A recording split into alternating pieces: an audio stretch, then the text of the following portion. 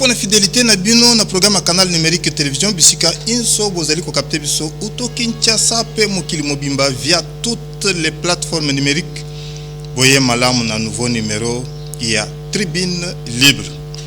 L'intersyndicale des syndicats des enseignants du ministère de l'Éducation nationale et Zali exigeait na gouvernement Judith Soumino Tuluka ete bakoka ko régulariser toutes les litiges relatifs aux engagements de Bibois avant la fin du mois de juin 2025. Tokoyoka Godefroy Matondo, président et porte-parole de l'intersyndicale ENA. À quelques heures de la commémoration du 65e anniversaire de l'accession de notre pays à la souveraineté tant nationale qu'internationale, Laure Marie Kawanda Kayena, présidente, il y a Alliance des patriotes lumumbistes, Azali Kosenga na ba congolaise, Bakoka ko s'affirmer, elle qui bénéficie de l'appui promotionnel, il y a champion de la masculinité positive. Tokoyo Kaye Soupe.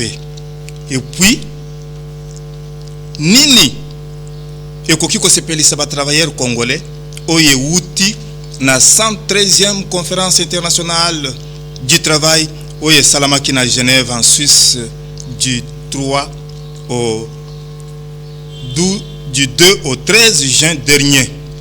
Et Yanona Yango, Tokoyo Kango, et Paya Donna Bagula, secrétaire général à l'emploi et au travail. Kimia Mpe Boboto, Omabota Mabina. Ndenge Tolobaki, nan côté là, et l'eau koni ne koki ko sepeli sa ba travailleur ya mboka Congo. Pambate, conférence internationale du travail et outil ko sala mapona 113e session na Genève auto du 2 au 13 juin dernier. Mais pona ko yeba nine koki ko sepelisa basali ya Congo, tolanda mwana mboka Donna Bagula aza secrétaire général na ministère ya emploi mpe travail. Boyeto ya kozongao.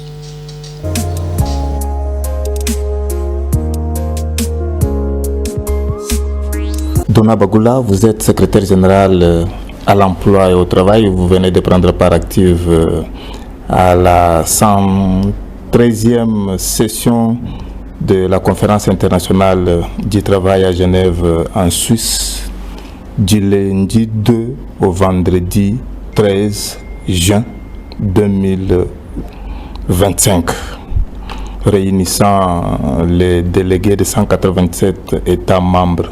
Si la question vous est posée de savoir d'abord quelles sont les résolutions phares que les travailleurs congolais peuvent retenir à leur profit, quelle serait votre réponse? Comme vous l'avez dit, effectivement, nous venons de participer à la conférence internationale du travail, la 113e session, qui s'est tenue à Genève, où une grande délégation tripartite conduite par son Excellence Monsieur le ministre de l'Emploi et du Travail. Ephraïm Kokwa. Oui, représenter la RDC à cette session. Oui, la conférence est internationale. La première chose, c'est d'abord de rendre compte de ce qui est en train d'être effectué au niveau national en termes d'application des normes de travail. Et en second lieu, c'est une tribune propice pour que les pays puissent aussi porter la voix sur les perspectives en matière d'organisation de l'emploi et du travail au travers au niveau national et international. Et en troisième lieu, c'est une opportunité qui est offerte aux États membres pour édicter les nouvelles normes qui devant régir le monde du travail. Et en dernier lieu, c'est aussi une occasion d'échanger les expériences entre les États membres sur ce qui peut être fait pour améliorer les conditions de travail au travers du monde. Le dites bien pour l'application des normes du travail, mais comment peut-on faire avancer la justice sociale et promouvoir le travail décent si et seulement si les salaires minimum interprofessionnels garantis que vous aviez décidé à la 37e session du Conseil national du travail peinent à s'appliquer? Je ne pense pas qu'il faut être négatif là-dessus. Il faut plutôt voir les choses positivement. Et je le dis ici avec d'abord grande satisfaction mais d'abord encouragement d'abord à son Excellence Monsieur le ministre de l'Emploi et du Travail, qui est le président du Conseil national du travail. Et vous savez que la 37e session s'est tenue où un nouveau SMIC a été fixé et le SMIC actuel a été ajusté. Donc il y a eu des décisions en termes du SMIC, l'ajustement du SMIC à 14 500 et la fixation des nouveaux SMIC à 21 500. À dater de janvier 2026. Applicable après à partir de janvier 2026.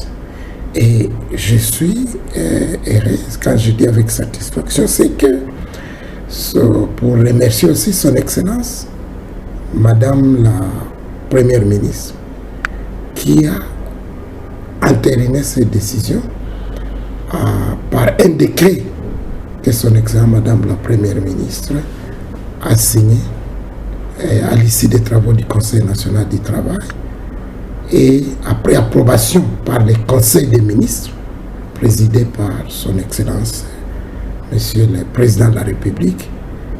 Et ces mêmes textes avec la sagesse de son Excellence Madame la Première ministre sont passés au peigne fin par la commission des lois du gouvernement. Ce qui fait que toute la procédure, telle que avec la sagesse de son Excellence Madame la Première ministre, ont passé par toutes ces étapes-là avant que son Excellence puisse signer ces décrets contresignés par le ministre de l'Emploi et du Travail. Donc aujourd'hui, le texte réglementaire est là, qui ajuste et qui fixe les nouveaux SMIC. Donc, en termes maintenant d'application, quand vous parlez que ça n'est pas appliqué, je ne sais pas, puisque moi je viens d'arriver, venant de Genève, je n'ai pas cette information-là. Mais ce que j'ai comme information est que je viens de rentrer et je viens de trouver les décrets signés par son Excellence Madame la Première ministre et contresignés par les ministres de l'Emploi et du Travail comme l'exige la réglementation sur ma table. Et cela a été aussi envoyé au niveau des différentes parties prenantes. Donc je pense que c'est quand même une satisfaction pour voir que sur le plan social, le gouvernement a marqué un pas de géant. Et ce message a été aussi apporté par le ministre de l'Emploi à la tribune des Nations Unies pour montrer les pas de géant effectués par la RDC sous l'impulsion dans le cadre de la mise en œuvre de la politique nationale telle que envisagée par les chefs de l'État. Donc sur le plan social, je pense que c'est un pas de géant effectué par le gouvernement congolais dans le cadre de la mise en œuvre de la politique édictée par les chefs de l'État. Les avancées majeures pour les droits des travailleurs congolais que vous y ramenez, parce qu'il y a toujours des doutes. On voit comme si c'est toujours les chapelets de bonnes intentions qui s'appliquent à pas de tortue. En fait, Le problème, c'est que nous comme Congolais, là je ne vous parle pas comme secrétaire général de l'emploi au travail, mais comme Congolais, c'est que nous prenons toujours les choses de manière négative. Et nous venons de Genève, où au cours du Conseil de la Conférence internationale du travail, il y a eu le forum annuel sur la promotion de la justice sociale. Personnellement, j'ai participé à ce forum-là pour représenter la RDC, avec d'autres délégués, les représentants des travailleurs, et ainsi de suite. Et quand vous regardez les messages lors de ce forum, c'était notamment sur la promotion du travail décent et focalisé sur les salaires applicables, donc le SMIC. Et la RDC aujourd'hui, avec l'application du SMIC, nous sommes parmi les États qui viennent d'effectuer un pas de géant dans le cadre de l'amélioration du SMIC. Nous, la RDC vient d'augmenter, d'abord d'ajuster le SMIC à 100%, mais aussi en fixant un nouveau SMIC. Donc nous sommes allés au-delà de 100%. Donc nous sommes à plus de à un pourcentage incommensurable. Et tout ça, c'est tout en permettant que les cadres macroéconomiques puissent ne pas être affectés par l'ajustement et la fixation du nouveau SMIC. Donc je pense que si les plans, c'est pour ça que je dis que nous, Congolais, nous ne devons pas voir toujours les choses de manière négative. Nous faisons les choses bien et nous les faisons très bien. Et je pense que ce sont des éléments quand même apportés à la place publique pour que les gens puissent bien comprendre les choses telles que les choses se font. C'est bien dit. Si ce n'est pas un secret, monsieur le CG, dites-nous. Où en êtes-vous avec l'idée de la vitrine qui devrait faciliter aux chômeurs congolais détenteurs de la carte de l'ONEM à être fixés sur les emplois disponibles? Oui, je pense que ce sont des réformes qui évoluent très bien. Je voudrais aussi vous rassurer qu'au cours de la 37e session du Conseil national du travail, ce n'est pas seulement le SMIC, puisqu'apparemment les Congolais, on ne parle que du SMIC. Lors du Conseil national du travail, nous avons aussi donné doté l'ONEM des moyens de sa politique. Au lieu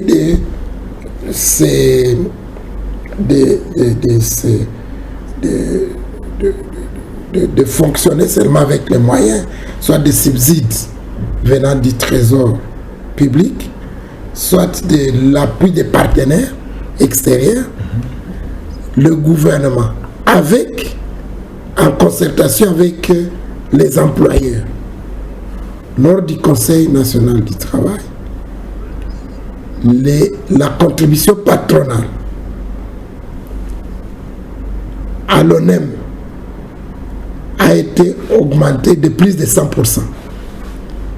Donc, est passé de 0,2% à 0,5%. Donc nous sommes allés au-delà de 100%. C'est-à-dire on a plus que doublé les ressources actuelles de l'ONEM. Donc les textes sont en train d'être pris pour que cela soit opérationnalisé. Donc il y aura un arrêté du ministre en charge de l'emploi et du travail, puisque ça a été approuvé par les conseils nationaux du travail, pour doter l'ONEM des moyens. Et cette vitrine dont vous parlez sera opérationnelle puisque les ressources seront là, qui peuvent permettre à l'ONEM, avec une gestion, une gouvernance parcimonieuse, va permettre à ce que l'ONEM puisse être encore plus visible pour matérialiser tout ce que était envisagé dans le cadre des réformes et de la redynamisation de l'ONEM. Que faites-vous à l'égard des employeurs étrangers qui ne respectent pas les dispositions légales en matière de l'emploi et travail sur le territoire congolais? Prenons l'exemple, non-respect des heures de travail, pas de jours fériés, l'utilisation des temporaires sans les engager année après année, pas même d'avantages sociaux. Et que sais-je encore? D'abord, et c'est l'instruction du chef de l'État. Il avait donné des instructions fermes pour que les conditions de travail des Congolais qui sont utilisés dans les entreprises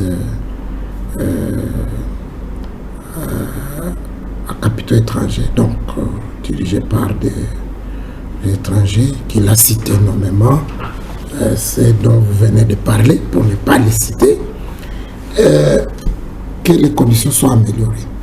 Et il y a même des missions qui ont été envisagées, ministère de l'Emploi et du Travail, avec l'appui de l'IGF. Et ces missions avaient déjà été amorcées. Malheureusement, ça coïncidait que nous tendions vers la fin de l'année, où, comme vous savez qu'il y a des pics saisonniers à la fin de l'année, il fallait permettre à ce que la détente pour éviter la flambée des prix sous contrôle, qu'on puisse suspendre les missions sur l'instruction du gouvernement, les missions de contrôle. Et cela devrait être réamorcé. Et toujours dans le même lancé d'application des instructions du chef de l'État. Au cours du Conseil national du travail, peut-être vous n'en savez pas, nous avons aussi renforcé la protection de la main-d'œuvre nationale. En renforçant d'abord les mécanismes et modalités de fonctionnement de la Commission nationale d'emploi des étrangers.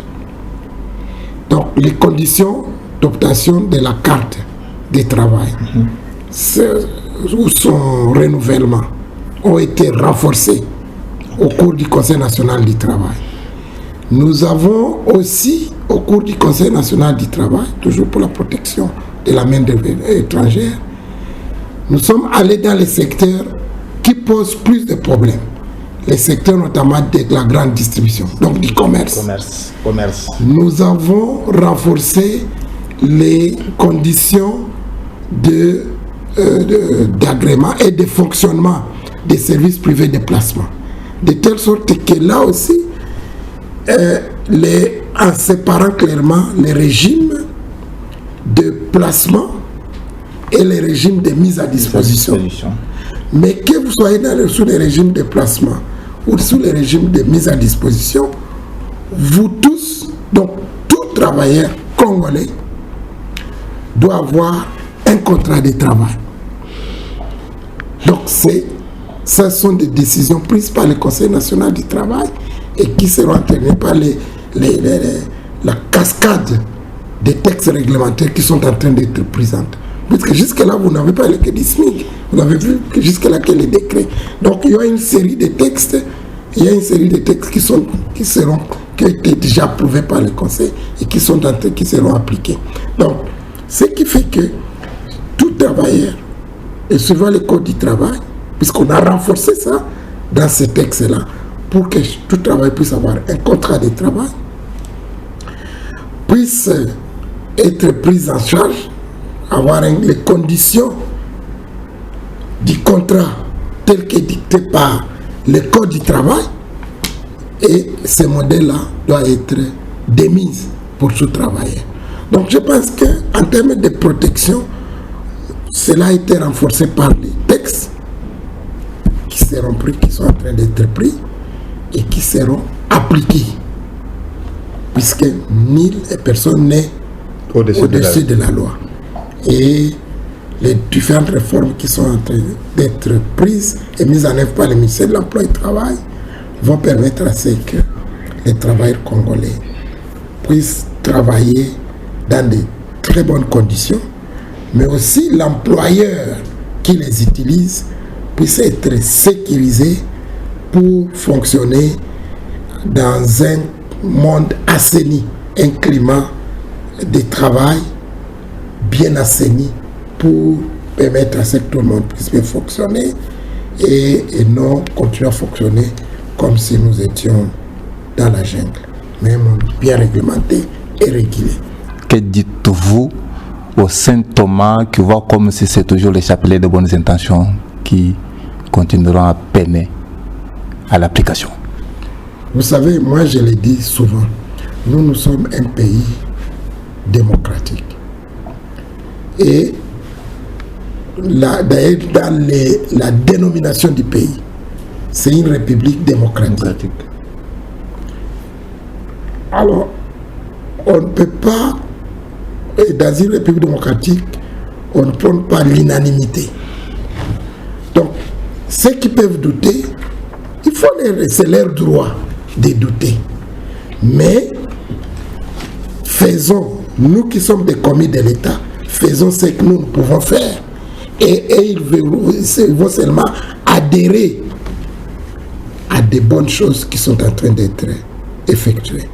Donc pour moi, je ne suis pas là pour prêcher ceux qui doutent ou ceux qui refusent d'accepter ce qui est en train d'être fait. Mais c'est de les convaincre et de voir que voilà ce qui est fait. Et moi, je suis de cet avis-là. Moi, je suis toujours optimiste dans la vie. Et ils vont adhérer et voir et vivre les effets de ce qui est en train d'être mis en œuvre comme réforme. C'est ça mon mot de la fin. Donna Bagoula, je rappelle que vous êtes secrétaire général à l'emploi et travail. Nous vous remercions.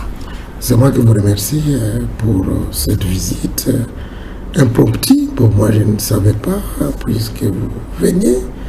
Et même, je l'ai dit, et je remercie aussi les autorités. D'abord, mon ministre qui nous fait confiance, le gouvernement dans l'ensemble, pour que nous puissions servir le peuple congolais et pour la grande satisfaction de la communauté nationale. C'est tout ce que je peux dire.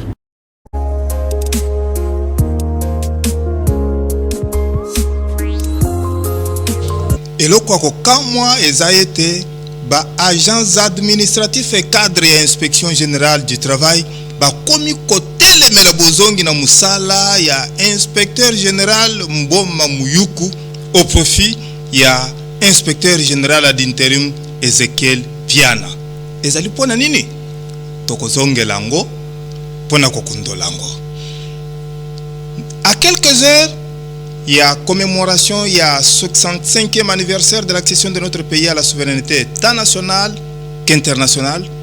Madame Laure Marie Kawanda Kayena, présidente, il y a Alliance des Patriotes Lumumbistes, Azali Kosenga Naba Congolaise, était Babebi sa confiance et Pesameli Nabangote na appui, il y a champion, il y a masculinité positive. Tomoyoka.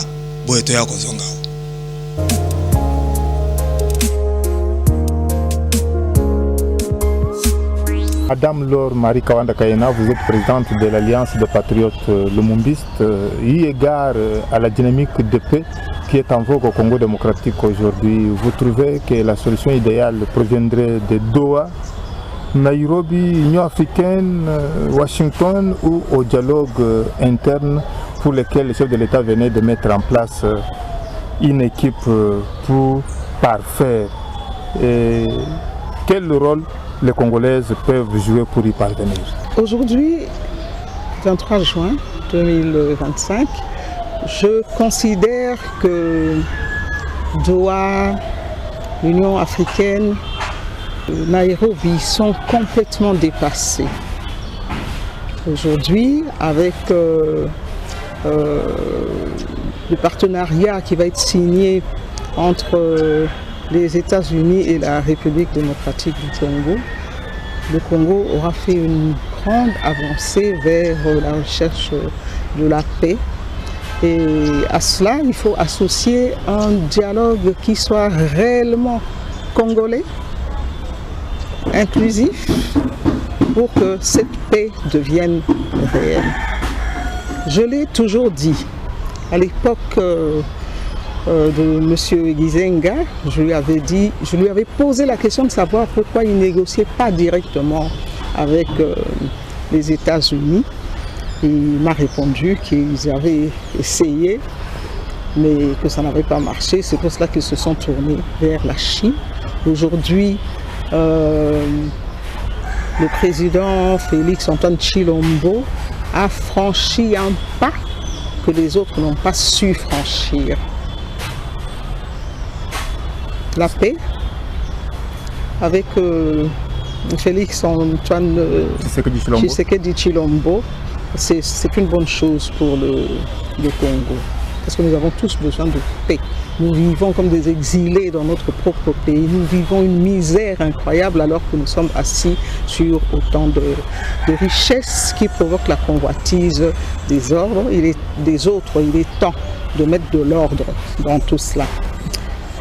Quant à ce qui est du rôle de la femme dans ce processus, je dirais qu'il faut que la femme saisisse les opportunités qui lui sont offertes aujourd'hui.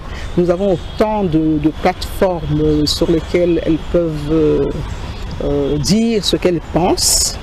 Et en plus, il est bon qu'elles sortent de chez elles, qu'elles sensibilisent les Congolais, parce que c'est ce qu'il faut, une adhésion populaire autour de ce qui est en train de se passer, et qu'elle mène des actions qui tourneraient les regards vers elle.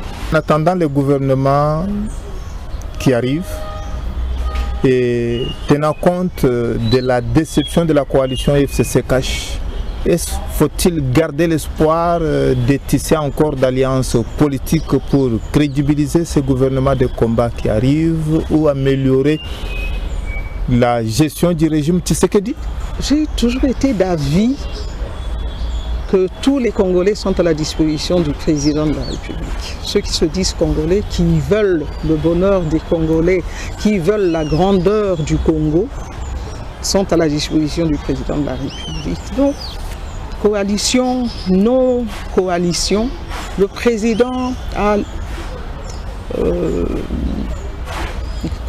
l'autorité nécessaire pour choisir ses collaborateurs. Le Congo ne manque pas de personnes, des patriotes, des nationalistes, des personnes compétentes, ne manque pas en République démocratique du Congo. Donc le choix lui revient de choisir ses collaborateurs pour qu'ils puissent remplir sa mission comme il se doit, garant des institutions. Il ne le fera qu'avec des personnes de bonne foi, des patriotes, autrement il n'y arrivera pas. Donc, je l'ai toujours dit aussi avec vous et avec d'autres personnes, donc il faut sortir du piège des coalitions, des partis politiques, pour que les choses se passent convenablement en République démocratique du Congo. Nous avons pris beaucoup de retard et l'Afrique est en train de patauger parce que le Congo, qui devait être la locomotive de l'Afrique, ne joue pas son rôle jusqu'à présent. Tenant compte de ce que Félix Antoine Tshisekedi Tshilombo a fait dans le cadre de la promotion de gender, avec déjà une première ministre au Congo démocratique, ce qui ne s'est jamais fait depuis l'indépendance, des femmes vice-premières ministres et à la tête de plusieurs institutions. Que reste-t-il encore pour que la Congolaise puisse se démarquer? François, il ne faut pas seulement mettre la femme, femme. Les femmes compétentes, je viens de le dire, existent. Elles sont là. Elles n'attendent qu'à servir. Je pense que beaucoup ont même écrit au président de la République demandant à l'accompagner dans sa vision. Donc, femmes, c'est bien. Il y a des femmes qui ont un savoir-faire, qui ont un savoir-être. pour que les choses se passent convenablement. La femme a une certaine sensibilité dans ce qu'elle fait. Elle est mère, elle est porteuse des traditions, et elle gère son foyer. Parce que là, l'État, il s'agit de gestion également. Il faut avoir des idées, il faut avoir une vision pour pouvoir faire les choses d'une certaine façon. J'entends parler de comment les jeunes appellent ça, hein, du rajeunissement de la classe politique. Moi, le rajeunissement de la classe politique. Oui, je veux bien. Il y a plus de 65 ans pour voter été. Hein, c'est bien, mais il faut avoir une certaine expérience. Ce que je conseillerais à ces femmes qui ont travaillé, dont le pays a encore besoin aujourd'hui de se manifester, et que quand elles se manifestent, que ceux qui prennent les décisions pour la gestion de ce pays tiennent compte de cela. Nous sommes à quelques jours du 65e anniversaire de notre pays. Je commence d'abord à souhaiter une bonne fête à tous les Congolais, où qu'ils soient, en République démocratique du Congo, dans les pays africains et ailleurs, les Congolais de la diaspora. Je continuerai en disant ceci. Nous devons tous nous occuper de ce qui se passe en politique, parce que c'est la politique qui décide de notre sort, de notre avenir. Il ne faut pas dire, moi je ne m'occupe pas de politique, je ne m'occupe pas de politique. Il ne s'agit pas d'adhérer à un parti politique, mais de donner des idées constructives pour le bien du pays. Nous devons savoir ce qui se passe, ne pas attendre que les autres fassent. Beaucoup sont à l'extérieur du pays, ils disent Basala, Babongisa. Nous n'avons qu'un seul pays, la République démocratique du Congo. Donc j'appelle toutes les intelligences qui sont à l'extérieur, même si elles ne reviennent pas, qu'elles donnent des idées constructives pour que nous puissions avancer. Nous ne stagnions même pas. Nous avons fait un recul, parce que les pays qui étaient à notre niveau en 1960, aujourd'hui sont devenus des puissances. Je parle de la Corée du Sud, je parle du Canada. Nous avons plaisir à aller dans les pays des autres, mais le nôtre, quand est-ce que nous allons le construire ?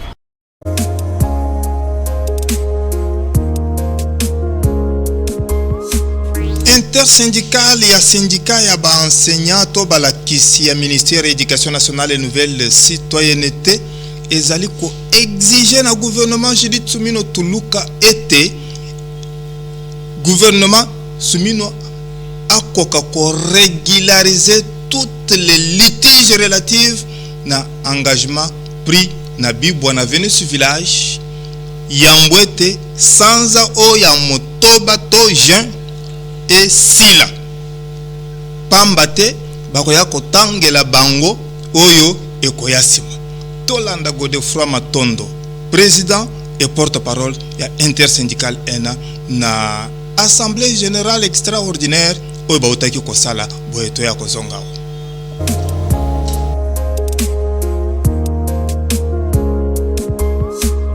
Déclaration numéro 001 de l'intersyndicale des syndicats des enseignants du ministère de l'Éducation nationale et nouvelle citoyenneté du 24 juin 2025 relative aux évaluations certificatives et les acquis de la commission paritaire de Bibois août 2024.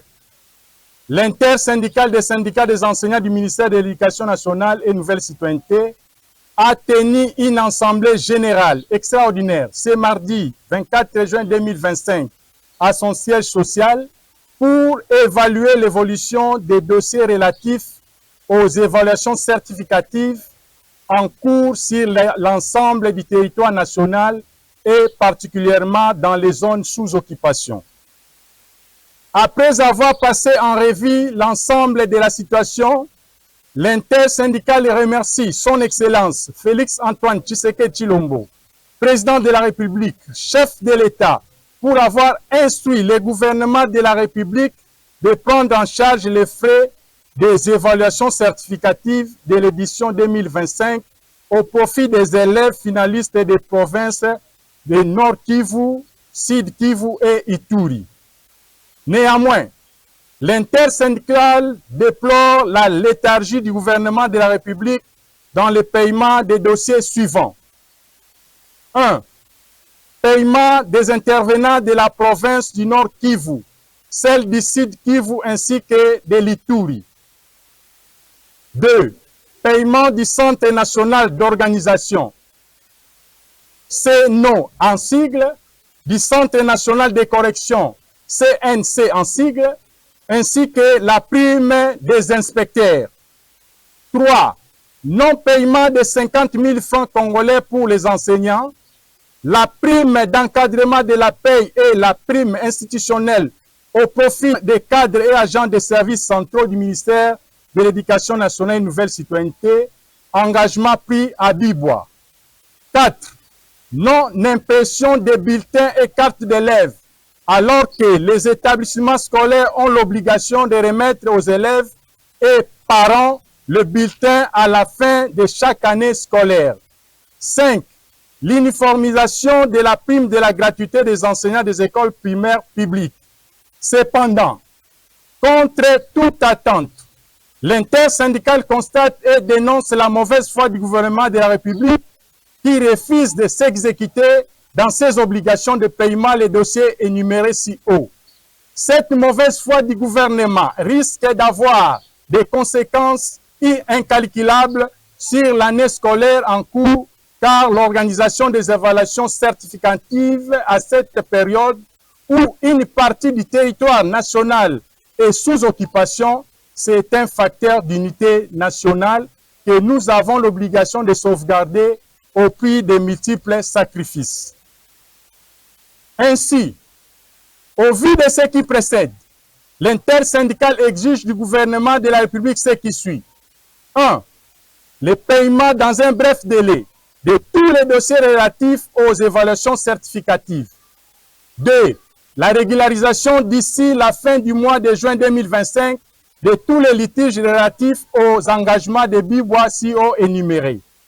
Dans le cas contraire, le gouvernement de la République sera tenu pour le seul responsable de tout ce qui en découlerait et l'intersyndicale se réserve le droit d'initier les actions de grande envergure. Fait à Kinshasa le 24 juin 2025 pour l'intersyndicale de l'éducation nationale, Godefroid Matondo Nzuzi, président et porte-parole. Si tu parles, tu meurs. Si tu parles, Tu meurs. alors Parle et meurs. camarade haut, Opprimé. camarade haut, Opprimé. camarade haut, Opprimé. Opprimé. Opprimé. camarade A, Alliance. camarade A, Alliance. camarade A, Alliance. Alliance. Alliance. Si tu parles, Tu meurs. si tu t'étais, Tu meurs. alors Parle et meurs.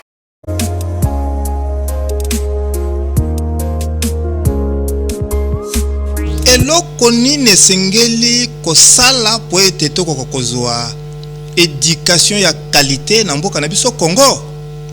David Steve Diante Zompongi, président ya Association nationale des parents d'élèves et étudiants du Congo alobi eza na ba préalable belé esengeli to accomplir. Mais na likambo litali bolimbisi basengela kaye et pas à bakambi ya Fédération nationale des associations de parents d'élèves ya mboka na biso Congo, mukambi wa anapeko alobi azana porte-parole te. D'ailleurs, azali kofistige saleli ya ba administratif à ministère ya éducation nationale et nouvelle citoyenneté. Tomoyoka boeto ya kozonga.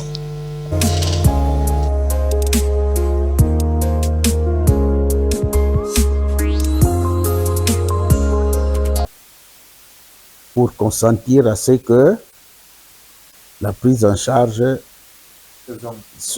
soit supprimée à l'école primaire où il y avait la gratuité, mais qu'au niveau du secondaire, qui n'est pas concerné par la gratuité, que les parents continuent à prendre en charge les enseignants, pourvu que nos enfants ne nous reviennent pas à la maison pour entrer dans les groupes armés, dans les Kuluna et dans la délinquance juvénile et tout. Mais le grand mafieux là, hein, celui qui anime la mafia au sein du ministère, il avait introduit une incise pour que les enseignants bénéficient de l'appui, hein, aux enseignants par le parent, mais le montant qui était convenu, c'était 150 000 francs par élève. Non, il a laissé une ouverture pour que les écoles demandent plus et aujourd'hui, nous sommes à 600 000 francs par élève. Là, on ne dit pas que non, les parents souffrent. Mais lorsque nous disons non, nous voulons payer pour nos enfants afin que la mutuelle de santé les couvre. Ah, les parents supportent trop, payent trop cher. Ouais. $1 par mois, c'est-à-dire 12 $ là, pour les soins de santé. On ne voit pas ce que les parents bénéficient en mutualisant leurs efforts. Non, non, on ne veut pas de ça. L'assurance scolaire, non, c'est individuel. Voilà. Mais quand il s'agit de payer les frais pour appui aux enseignants, parce que eux, ils sont bénéficiaires, hein, hein, ça remonte de l'école jusqu'au ministère en passant par le secrétaire général. Alors là, ça les conforte. C'est pourquoi on est allé jusqu'à 600 000. Voilà un peu le type de malhonnête que nous avons dans l'administration centrale de notre ministère. Mais pour couvrir l'ensemble du système éducatif,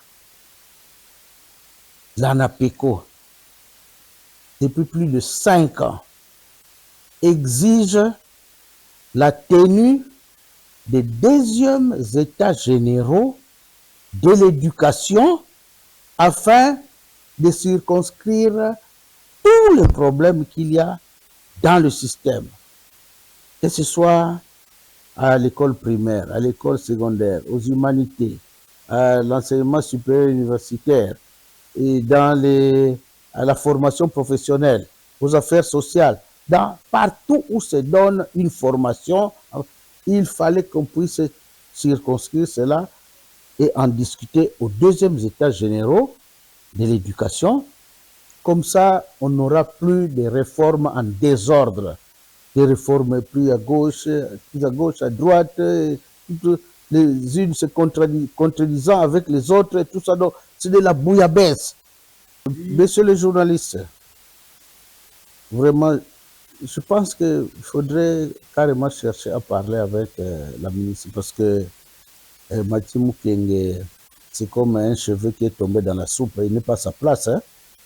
Il devrait rentrer à l'agriculture ou au développement rural, mais à l'enseignement, il ne connaît rien du secteur de l'enseignement. On est en train de lui forcer, hein? Les collaborateurs sont en train de lui donner des matières. C'est un étudiant tel qu'il est là. Il est en train d'apprendre de la part de ses maîtres qui lui donnent la matière et qui veulent l'enrichir aussi en petits potentats afin de faire exécuter les orientations arrêtées sous table par les tireurs de ficelles. Je ne pense pas que... Bon, allez-y tout de même, hein, c'est un citoyen congolais. J'espère qu'il a suffisamment appris, mais alors il a mal appris, parce que jusque-là, il exécute mal les options levées par les partenaires. Le secteur de l'éducation est un secteur partenarial, établi par la loi. Ce n'est plus au pouvoir organisateur de dicter sa volonté telle qu'il veut. Non. C'est une matière qui concerne les partenaires, d'autant plus que nous, parents, c'est nous maintenant qui prenons 70% des frais de fonctionnement du système éducatif, que ce soit au primaire, au secondaire et partout ailleurs, à l'université, dans les centres de formation.